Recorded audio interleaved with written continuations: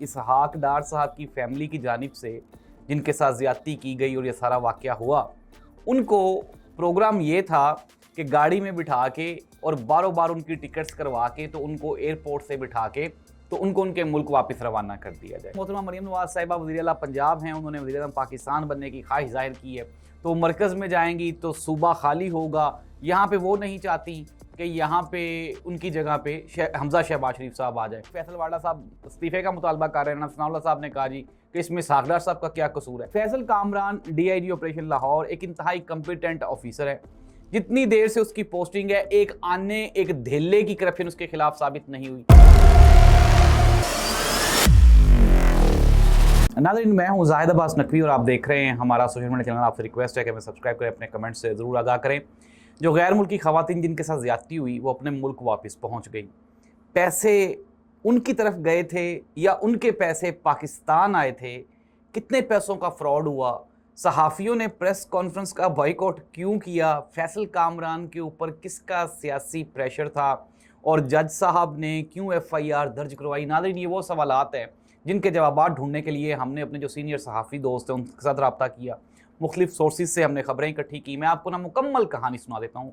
First of all, सबसे पहली बात तो ये है कि ये जो ख़वातीन थी इसहाक डार साहब की फैमिली की जानिब से जिनके साथ ज़्यादती की गई और ये सारा वाक़या हुआ, उनको प्रोग्राम ये था कि गाड़ी में बिठा के और बारों बार उनकी टिकट्स करवा के तो उनको एयरपोर्ट से बिठा के तो उनको उनके मुल्क वापस रवाना कर दिया जाए। लेकिन आप ये फॉर्चुनेटली कह लें या अनफॉर्चुनेटली कह लें कि अल्लाह सुब्हान व तआला को कुछ और मंजूर था। उनका एक्सीडेंट हुआ, फिर वो लड़कियां जो हैं उन्होंने वहाँ से 15 पे कॉल की, वहाँ से पुलिस पहुँच गई और ये जो कहानी है ये यहाँ से खुल गई।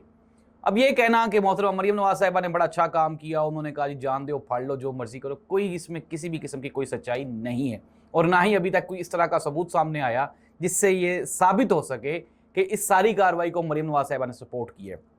हाँ, अलबत्ता अब पंजाब की और पाकिस्तान की जो मुस्तकबिल की सियासत है उसको लेके शरीफ ख़ानदान, इसहाक डार फैमिली, मरीम नवाज़ साहिबा और हमजा शहबाज शरीफ साहब जो हैं, इनके दरमियान में एक चपलिश पाई जाती है।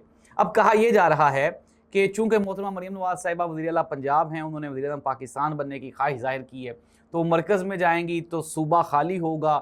यहाँ पर वो नहीं चाहती कि यहाँ पे उनकी जगह पे हमजा शहबाज शरीफ साहब आ जाए, तो उन्होंने अली डार नाज़रीन जो इसहाक डार साहब के साहबजादे हैं, इनके ऊपर क्रिप्टो की पहले ऑलरेडी भी करप्शन के काफ़ी सारे केसेस थे।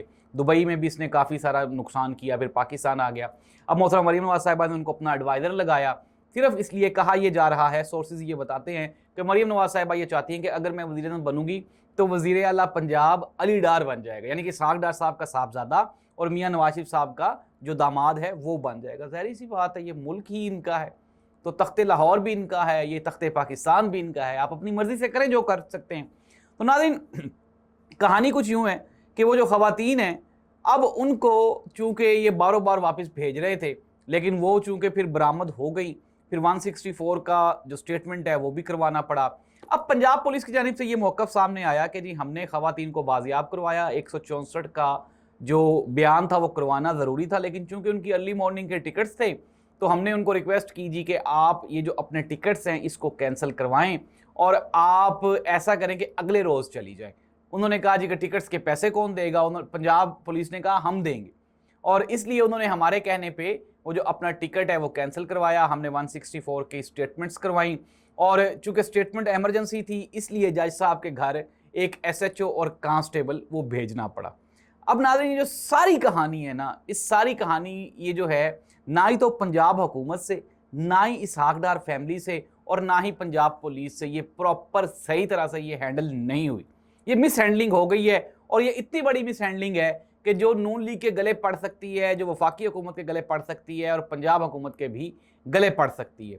और आज इस तरह असम्बली में बहस हो भी रही थी। फैसल वाडा साहब इस्तीफ़े का मुतालबा कर रहे हैं। नसनाउल्लाह साहब ने कहा जी कि इसमें इसहाक डार साहब का क्या कसूर है।